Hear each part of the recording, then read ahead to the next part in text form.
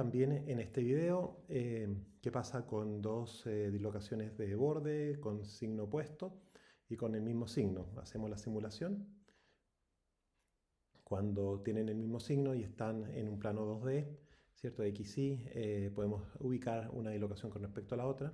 Si la ponemos encima, podemos correr la separación. Podemos plotear los esfuerzos y también permitir que la dislocación se mueva. Vamos a poner la dislocación en esa zona y que se mueva. En ese caso, como puede ascender, se va a alinear con respecto a ella, ya que no están perfectamente alineadas. Podemos mover la dislocación. Si la ponemos casi en 45 grados, dejamos que se mueva y también se va a estar alineada. Pero si cambiamos el sentido y la ponemos casi en 45 grados, debería estabilizarse cercana a esa zona. O mejor dicho, en ese caso, al poder ascender, va a ir a neutralizarla. Si le quitamos la capacidad de ascenso, solamente la capacidad de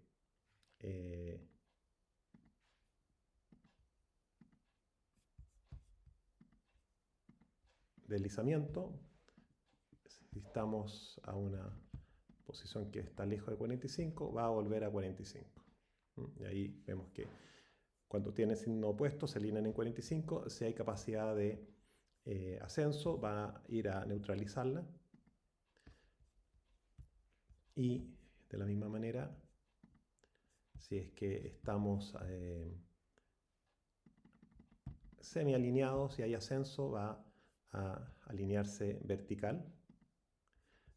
Pero si no hay capacidad de ascenso y no estamos ubicados, por ejemplo, ahí, va a alejarse. Y si tuviera signo contrario, solamente se va a ubicar en 45 grados, como ya lo dijimos.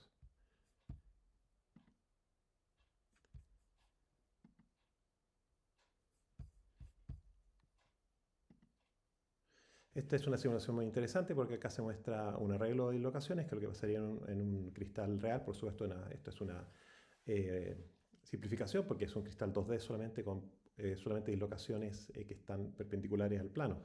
Están todas con carácter negativo. Si hacemos la simulación vamos a ver qué estructura toman. Entonces podemos decirle que solamente se deslicen. Acá en este caso están ya mezcladas aleatoriamente. Pueden tener un solo signo. Pegamos con eso. Y hay 50 dislocaciones. Podemos aumentar ese número. Podemos poner 100 dislocaciones si queremos para ver el efecto. Y hacemos que corra la simulación de Monte Carlo. Y vemos que se agrupan. ¿Qué pasa si ahora hay posibilidad de ascenso también?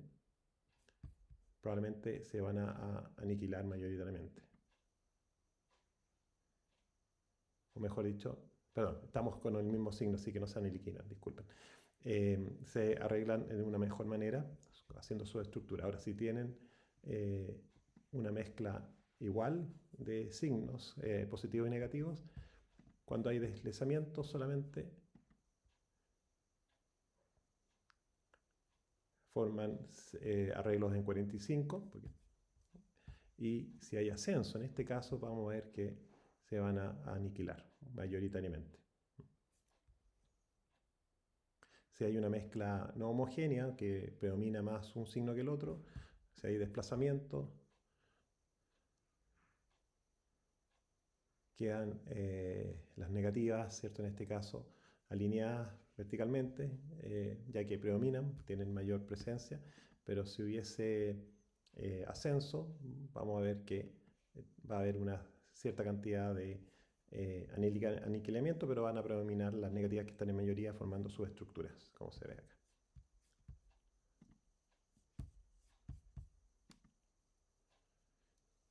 Finalmente, formaciones de segmentos de dislocación por intersección de diferentes dislocaciones de borde y helicoide. Por ejemplo, una dislocación de borde con una helicoide, por ejemplo. Podemos ver que cuando la corta deja un segmento. y ese segmento queda anclado y aumenta el largo de dislocación total, y también al anclarse después se va a arquear. Acá hay diferentes ejemplos, las que se llaman kinks, las jogs, tienen diferentes orientaciones para dislocaciones helicoidales, y para borde tienen también configuraciones de geométricas distintas. También acá se ve la interacción de dos dislocaciones. Los vectores de Burger al no estar paralelos o en el mismo plano forman un nuevo plano, y ese plano contiene un exceso de dislocación que está anclado en los extremos. Eso puede ser cuando están ángulos rectángulos o paralelas. Acá se ve el efecto también.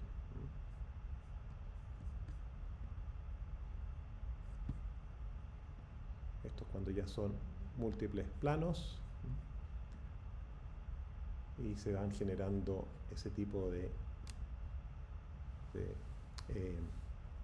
segmentos sobre los cuales actúa un esfuerzo de corte, van a arquearse, como dijimos, según la fuente de Frank Reed, formando arcos que aumentan el largo de la dislocación y hacen que resista más el movimiento de dislocación, por lo tanto el esfuerzo de fluencia aumenta hasta que alcanza el valor UTS. Entonces tenemos una configuración de intersecciones de dislocaciones que forman estos como escaleras, ya que se generan segmentos de dislocaciones fuera de los planos, ¿cierto?, que están anclados. Se aplica un esfuerzo de corte, eso va a hacer que los segmentos se arqueen, aumentando la resistencia a la fluencia del material.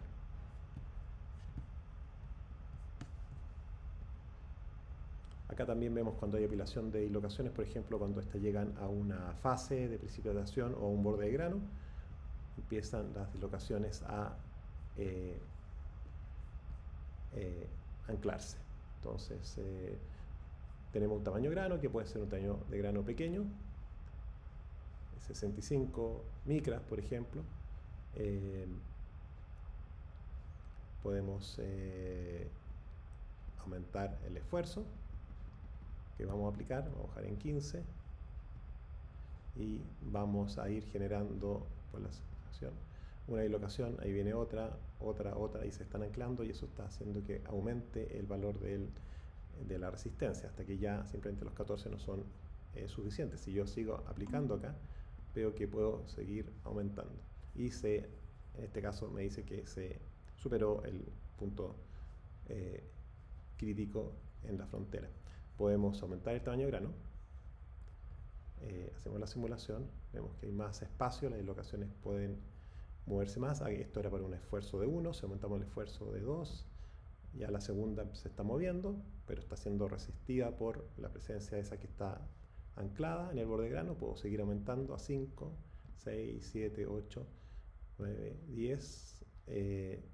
El esfuerzo en la frontera aumenta, ¿cierto? Porque se están anclando, se están superponiendo los campos de esfuerzos elásticos, y llegamos ya al punto crítico de 100, que produciría ya al daño en el material. Si aumentamos aún más el tamaño de grano, vemos que claramente es más fácil a las dislocaciones moverse, porque tienen mucho espacio para transitar. Por lo tanto, lo que vemos es que a mayor tamaño de grano, menor el punto de fluencia, y mientras menor el tamaño de grano, mayor el punto de fluencia del material. O sea, la transformación de la microestructura a través, por ejemplo, de un proceso de normalizado, por ejemplo, donde se recuece el material inicialmente, se calienta el material, se resetea la microestructura y después se deja que el tamaño de grano crezca hasta un cierto nivel, pero se mantiene pequeño porque se enfría rápidamente, hace que pueda controlar uno el tamaño de grano y por lo tanto el punto de fluencia inicial del material.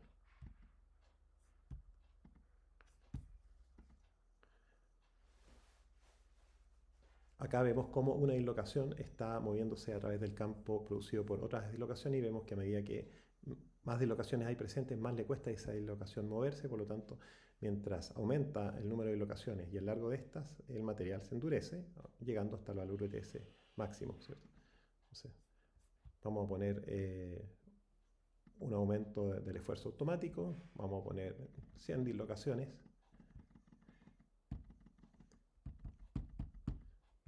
y vamos a ver que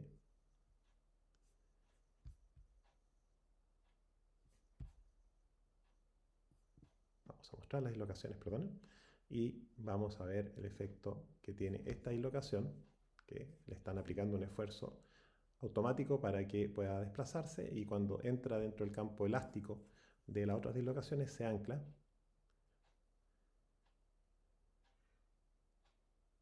Pero si el esfuerzo aplicado es suficiente para romper ese campo, por ejemplo ahí se ancló, porque está muy cerca, ahí también queda libre. Si lo ponemos en modo manual y hacemos ahí tengo que empezar a aumentar el esfuerzo. Déjenme ver, perdón. Mostramos las ocasiones, corremos nuevamente. Ahí se va a anclar porque está en una situación de equilibrio. Entonces vamos a romperlo aumentando el esfuerzo de corte para que se libere.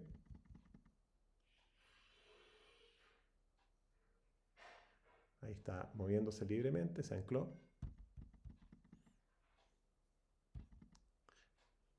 El anclamiento va a ser producto de la supervisión de todos los campos, así que no es tan obvio verlo según los criterios que vimos anteriormente. Pero mientras más dislocaciones hayan, más anclamiento hay, más esfuerzo externo de corte se requiere para que la dislocación se mueva y el material se deforme plásticamente. Recuerden que cada dislocación aporta una pequeña separación o deformación plástica igual al vector de Burger B, que es nanométrico, ¿cierto? Por lo tanto, cuando tenemos muchas de ellas, y eso es lo que podemos llegar eventualmente, estamos acá en el máximo, vemos que si todas se ponen en movimiento, el material se va a deformar plásticamente y de manera irreversible.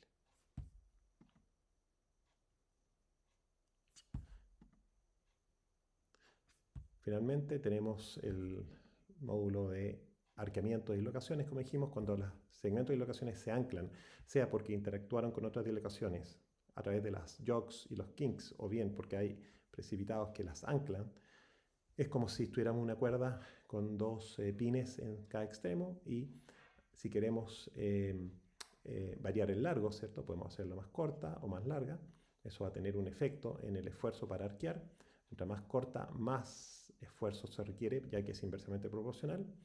Y podemos entonces hacer la simulación. Tenemos un largo de dislocación de 100, podemos bajarlo a 30 y vamos a ir aplicando un esfuerzo que va a hacer que la dislocación se arquee, pero como es tan pequeña no está sucediendo ese efecto. Llegamos al máximo, podemos aumentar el tamaño al máximo del largo de la dislocación y vemos que con 1 ya empieza a arquearse y con 1,5 aún más. Entonces, mientras más corto es el segmento, más oposición al arqueamiento presenta la dislocación. Mientras más largo es, más se arquea.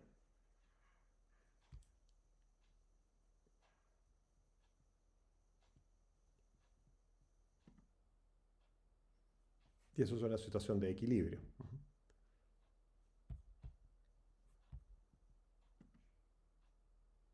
Si superamos el radio crítico, obviamente se generaría una situación de inestabilidad formándose la argolla del fenómeno de Frank Reed.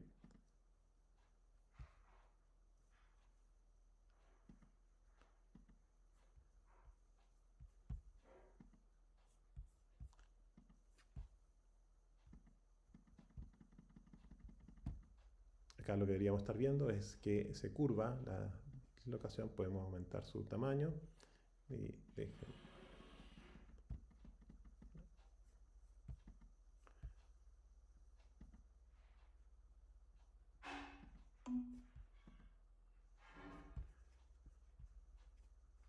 perfecto, vamos a seguir entonces. Esto es más gráfico. Acá se ve el anclamiento del segmento de dislocación AB y se aplica el esfuerzo de corte tau sobre el plano. Es una dislocación de borde que va a producir que se arquee, se haga inestable y se forme la argolla de Frank Reed. Hacemos de nuevo. Y la dislocación A' permanece. Y si eso se repite, se van generando ondas de dislocaciones, por así decir, que aumentan el largo de dislocación y la interacción entre ellas. Estas son dislocaciones, obviamente, al ser curvas, son dislocaciones más bien de carácter mixto.